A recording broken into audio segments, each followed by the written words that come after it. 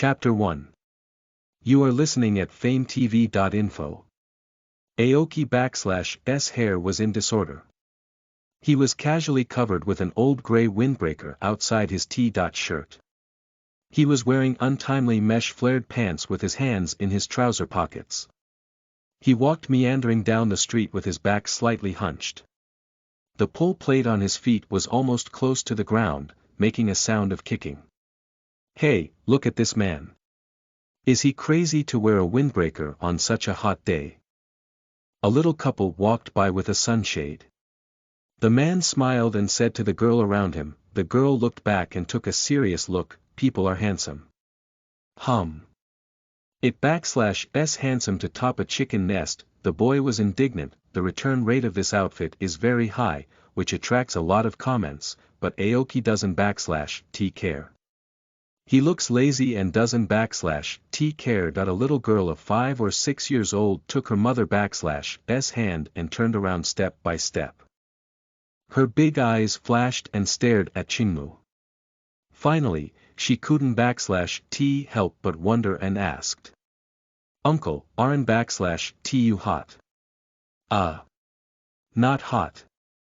Aoki touched his messy hair and considered whether to have a haircut, but he gave up when he thought it was troublesome to have a haircut. The little girl /S mother smiled sorry at Aoki and said to the little girl, it /S the big brother. Mimi, Don /T shout. Aha, it doesn't /T matter, it doesn't /T matter, it /S not so small. Aoki felt his head shyly. The mother is very young, with white skin and beautiful facial features. She wears jeans shorts and high-heeled sandals, revealing her slender legs and slender waist. She looks like a college student. Where can people think of her daughter as so big? Big brother.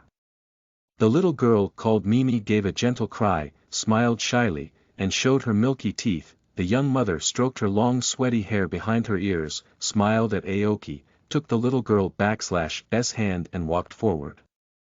Probably because it was too hot, they quickened their pace and stopped in front of the grocery store. Is Mimi thirsty? Mom will buy you a drink. The young mother let go of the little girl /S hand and took down the shoulder bag from her back. When she was about to open it, a young man with yellow hair ran through the oblique thorn. First, she pushed the little girl hard, and then quickly grabbed the bag in the young mother /S hand and ran away. The little girl fell out of the road teeth, and a car sped past the girl with a harsh brake sound, only a little short of hitting it. The young mother was robbed of her bag. Screamed and wanted to chase her, but when she saw her fallen daughter, she hurried to help her. When she looked back, the bag robber had disappeared at the corner of the street. When the car stopped, the driver rolled down the window, stretched out his head and scolded, walking doesn't /T have eyes, and then stepped on the gas and drove away. Mimi, are you okay? Mimi, the young mother looked anxious. Mom, Mimi doesn't /T hurt. Mom, go and catch the bad guys. The little girl comforted her mother when she was frightened. There was no one on the street except Aoki. Aoki came to them and squatted down to see the little girl /S injury. Your name is Mimi. What a nice name. Aoki asked, holding the girl /S slightly swollen knee. Does it hurt? Well, my name is Mimi. Mimi doesn't /T hurt. What /S my brother /S name? My name is Aoki. Aoki put down Mimi /S calf and said to his young mother, the bone is all right. Just go back and rub some medicine. The young mother nodded gratefully. Mimi, you wait here. Will your brother help you find your mother /S bag? Before the mother and daughter could react, Aoki stood up and walked to the street, and disappeared in the blink of an eye. Mom, is brother Aoki very powerful? Well, maybe, yes. Hey, you two, do you want to call the police? The proprietress in the canteen poked out her head and asked. Oh, wait. The young mother hesitated, then took her daughter /S hand and chased the corner where the green wood disappeared. What strange people. The hostess of the canteen looked at the mother and daughter and put down the phone in her hand. In a dark alley full of garbage, the boy with yellow hair zipped his backpack, looked inside and smiled. A crow flew out of nowhere and called to him, quack. Shit, what bad luck. Get out, yelled Huang Mao. Hey. Robbed someone /s bag and left like this. Huang Mao was startled and turned to see a strange man. The man had messy hair and wore bell-bottom trousers that were popular only in the 1980s. The trouser legs were cut short and the thread was open at the bottom. He also put on a windbreaker in hot weather, put his hands in his trouser pockets and leaned lazily under the wall. What /s none of your business, said Huang Mao fiercely. You grab the bag and grab the bag. Why push the child onto the road? Do you want to mind your own business? Huang Mao put down his bag, took out a spring knife, showed a sharp blade, and skillfully threw it around in his hand. Be careful to splash your blood. Aoki looked up at the sky. In broad daylight. Ha ha. Huang Mao shook his knife and legs. This is my territory. I tell you, there are no cameras in this area. Here is garbage except garbage. Even if I kill you, no one knows. Really?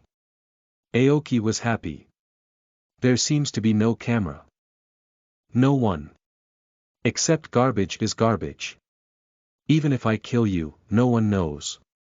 Aoki squinted and talked to himself, as if he were talking to a pile of garbage. He gently pulled out his hand, inserted in his trouser pocket and stretched lazily. You really shouldn't /t push that child. Huang Mao was distracted by the guy /s nagging words in front of him. Is this man sick? He didn't /t run out of the mental hospital, did he? The crow behind him croaked again.